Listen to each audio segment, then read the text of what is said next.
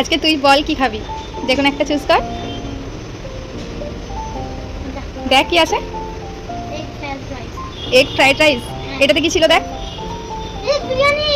খুব সহজেই বাড়িতেই বানিয়ে নিলাম একদম রেস্টুরেন্টের মতো এগ ফ্রাইড রাইস। এখানে আমি কিছু সবজি নিয়েছি কর্ন, গাজর, ক্যাপসিকাম, স্প্রিং অনিয়ন, টমেটো কুচি, পেঁয়াজ কুচি, রসুন কুচি, আর নিয়েছি কাঁচা লঙ্কা কুচি।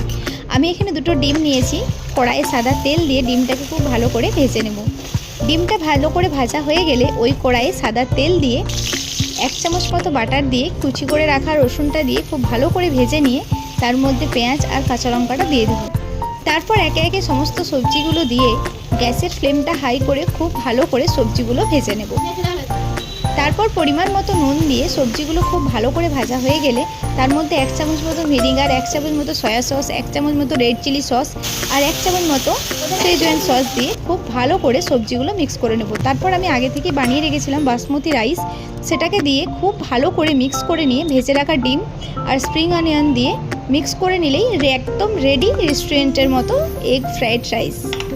একবার হলো এই রেসিপিটা তোমরা ট্রাই করো।